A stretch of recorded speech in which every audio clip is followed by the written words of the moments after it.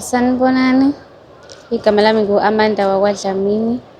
Ngibhalele i-Real TV1 Stories ukuze bangisize ngikhonfese kuma wami ukuthi ngakhipha ingane ngifika esikoleni engangiyithole nobhuti waseNigeria.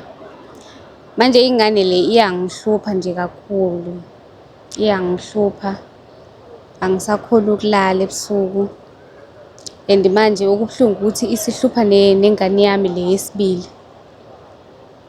Ngayikhipha ngoba ngisaba, ngangifika nje esikoleni ngingazi lutho, ngisazibhayizela nje. Ngase ngidibana nobhuti-ke waseNigeria-ke, ngase ngimithitheka ngaleyo ndlela.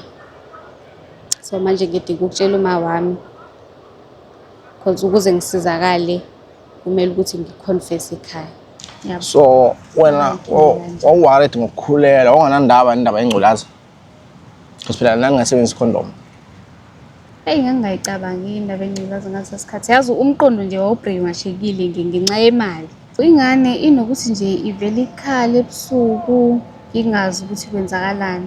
Ngithi maybe mama sivuke ekuseni ngivuke ineminwe, kubonakala ngazuthi ibiklinywa, so ngaze ngaya emuntwini obonayo. Okay. Mangifika-ke wangitshela ukuthi ingane icindezelwa yile ngane le engayikhipha ngoba ayinagama, idinga uba kube khona izinto ezozenzeka. Ubaba wengane-ke le khona yena awuzimisele ukumtshela? Because at the end of the day ngicabanga ukuthi njengamanje ithuba la ongakwazi ukuqala khona impilo yakho kahle ngeqiniso. Ubekele uma wakho nilungisa iy'nkinga, uphinde ubekele nobaba wengane ngoba phela nobaba wengane lo wesibili iyamthinta if le esibili si-affecteka izinto lezo wazenza wena. Nginibingelele-ke nginamukele kwi-Real TV1 Stories, igama lami uNelo. Namhlanje ngize la kuzoxoxa nosisi ngodaba olu very sensitive and very serious. Ne usisi unenkinga, uhlushwa ingane ayikhipha, futhi kahle kahle wenza into ekuthiwa i-abortion ngesiNgisi. Wakhipha ingane ngoba wayengekho ready ngezizathu zakhe azosichazela zona.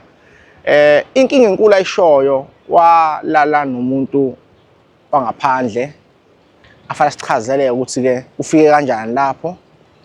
Njengamanje unengane yesibili le iyaphila-ke, but i-problem akalala ebusuku, uyahlukumezeka, ingane ikhuluma naye, kanti futhi le anayo iyahlukumezeka nayo, ikinywa ile ngane enye. Uma ehamba eyohlola eyabantwana abahlolayo bayamtshela ukuthi hey wesisi, lento wayenza kumele ulibekele umndeni wakho ukuze ilungiswe ngendlela okuyona yona. Ngeke sikwazi nathi ukukusiza abazali bengazi ngoba ithinta bona ngqo. Usezamile ukucasha ngesithupha kodwa manje inkinga izoxazululeka ekhaya. Uma wakho ukhona, ubaba wakho akasekho emhlabeni, so kufanele akukhulume naye uma wakhe. Eningizimu Afrika ngicela nihambe nami-ke sokhuluma nosisi asichazele kahle ukuthi udaba luhamba kanjani, sifike kanjani la, kuze kube kanje, usuka laphi, asiqonde khona. Eningizimu Afrika sengifikile-ke la, usisi usekhona. Sisi wami uyaphila? Ngiyaphila bhuti wami, njani? Ngiyaphila. Ngiyaluzwa udaba lakho sibhala la ku-email, but nginemibuzo emiliyoni. Oqala nje, sifika kanjani la ukhona khona ukhipha isisu? So into ekanje, mina ekhaya ngiyingane nje eyodwa kuma wami nokubaba. Okay. Mina kuphela. So Unganye usizo nje, khulileka, ikhamera ngingafocus kona ngeke bakubona vele. right. So njengoba ngikuyimi ngedwa nje ekhaya, bebethembe mina uma nobaba uma ngisesikoleni njengoba kwakuyi-first year university. Okay. So babethembe mina nje, beney'fiso ezinhle ngami, belindele okukhulu. Manje mina-ke ngoba ngangingekho financially stable, ngangidinga usizo nasekhaya-ke babengakhona ukuthi bangiprovide ngemali. So ngathola abangani-ke khona lapha esikoleni, bangitshela ukuthi kunabobhuti abathile ababaziyo Hey nangempela-ke abangakhona ukusisiza ngemali labo bobhuti. Hey nangempela ngoba ngangibona ukuthi ngixakekile phela manje. Umuntu waselala engadlile kunzima. Ngathatheka-ke nami saya ngempela sayohlangana nalabo bhuti. Uma ngifika hawu ngi-Nigerian. Hey ngaqale ngesaba kodwa ngenxa yesimo sami engangikusona ngagcina sengivumile. Sajola-ke nalo eNigeria. Sathi-ke masiqala-ke silala sasisebenzisa i-protection kuqala. Kwaya ngokuhamba kwesikhathi bathi hhayi ngeke yena akayithandi i-protection usedinga manje singabe sayisebenzisa. And ngalolo langa ngasho ngalo ngangingekho prepared, ngangingajovi, ngingenzi lutho because ngangazi futhi ukuthi sisebenzisa i-protection. Yeah. So salala-ke ngempela kanti ngebhadi ngizovele ngikhulelwe. Ngangisathe nje hhayi ngoba esethi akasezoyisebenzisa i-protection kusho ukuthi kuzomele ngiqale ngijove kanti ngebhadi ngalo lolo suku kuzovele kwenzeke nje ngivele yebo kwaba into ekanjalo. Kwathi-ke emva kwey'nyanga ey'mbili ngase ngi-find out ukuthi ngikhulelwe. Ngatshela-ke ngakhuluma nomngani wami oyedwa okuyena owe-close kakhulu nami and yena-ke wayengekho kule crew le eyangifaka eNigeria. Kwakuwumngani wami nje oseceleni engangizwana naye kakhulu. Ngikhulume naye ngimtshela ukuthi sengibe nenkinga kanje kanje kanje. Ase ngibuza ukuthi ngi-ready yini ukuba nengane yabo into ey'kanjalo. Nami ngiyacabanga ukuthi ekhaya kuzothiwani ekhaya emuva ekhaya kuzothiwani. And nami ngisamncane angikulungele ukuba umzali and kuzophazamisa imfundo yami ngapha. Kwavele kwakuningi nje. Ngase ngidicide ngabona ukuthi angiyikhiphe le ngane angina-choice. Nangempela savuka nomngani wami wangiphelezela ngaya esibhedlela ngayikhipha ingane. Eklinikhi esibhedlela? Esibhedlela yebo. Okay, lo muntu wakho lo benijola noma bewukuthi nje nama-friends with benefits? Ukunika imali kwenzakalani? Buthando njani lo? Angiyazi ngayichaza kanjani mina leyana. Ngingasho nje ngithi ube yi-source of income.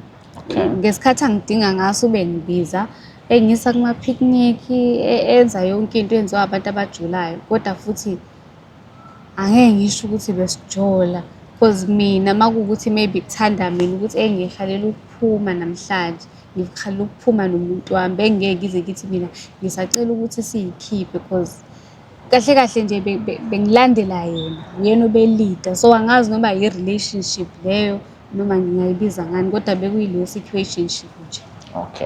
Imali beyidedela? Hhayi beyidedela yona imali. Angeke ngichaze bangena. Okay, wasikhipha isisu, wamtshela yena ukuthi usikhipha isisu? Angizange ngimtshele nanoma ngikhulelwe. Naqhubeka kodwa?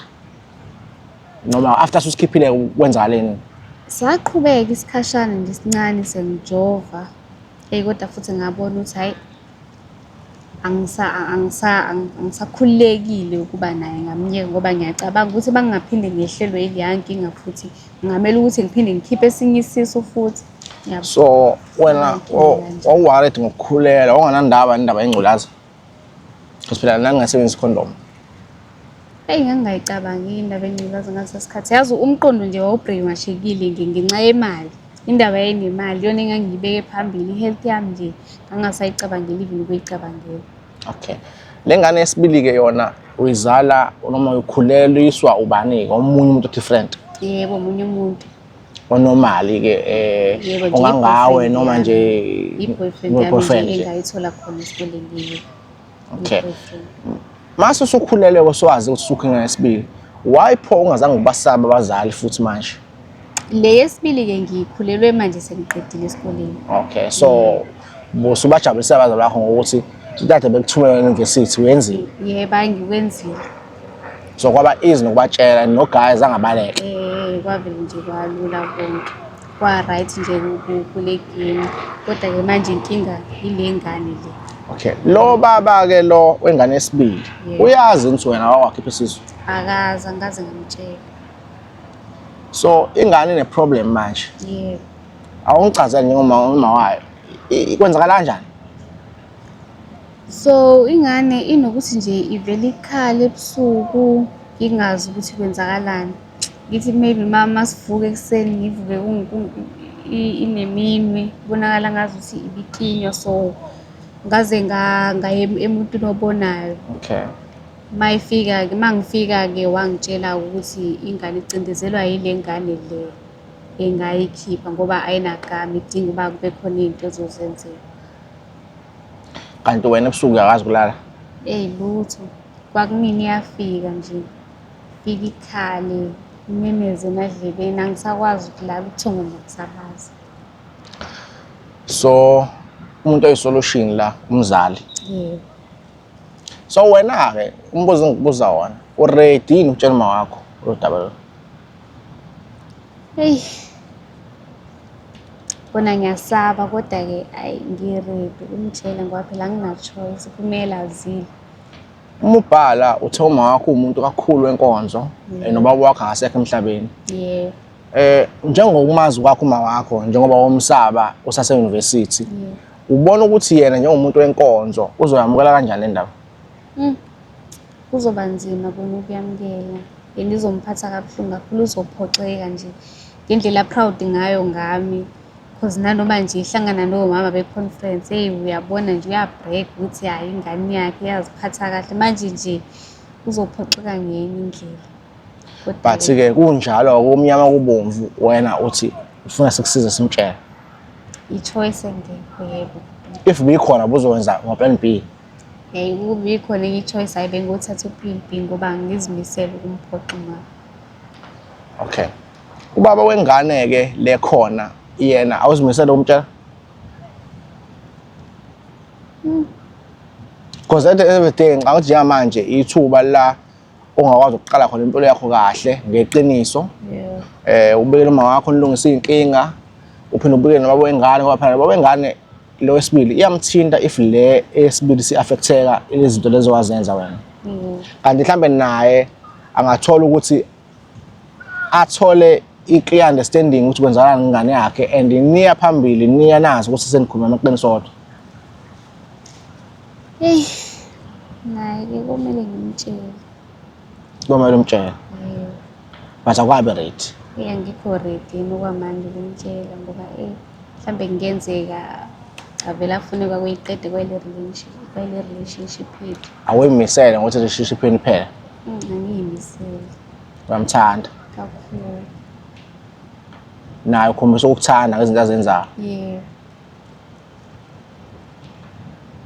But iqiniso-ke lihamba nama-consequences. Njengoba nawe owakwenza uhambe nawo ama-consequences. As a result kwenzeka into eyenzakalayo njengamanje.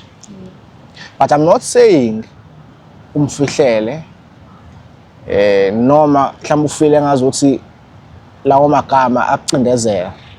Ngenzela mina ukuthi ube ready ukuthi anything engenzeka from now kube ukuthi uzokwazi ukuyamukela.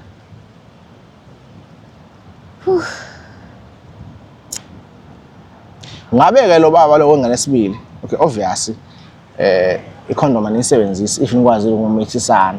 Yebo. Useke wa-check i-status sakho? Hayi ngiyasazi Okay, vele ekliniki niya-testa mase ukhulelwe. Yebo. So luckily awutholanga ingculaza eqaleni. Okay. Awazi umchithele lo. Hayi angikaze ngamchithela. Yina ucabanga ngomchithele? Hayi kuyona nento esemqondweni wami. Okay. Mina-ke ngicabanga ukuthi information kade ngiyidinga sengiyitholile. Sekushoda ukuthi-ke si-arrange nawe siyokini siyokutshela uma wakho. Ngoba ngeke sikwazi uma wakho simbizele kanje. Kumele siye ngqo ekhaya singqongqoze ma kunalo daba kanje bese uyamtshela. Bese-ke siyithatha from lapho ukuthi-ke uma wakho uthini uyithatha kanjani indaba le. Angiyezwa kodwa.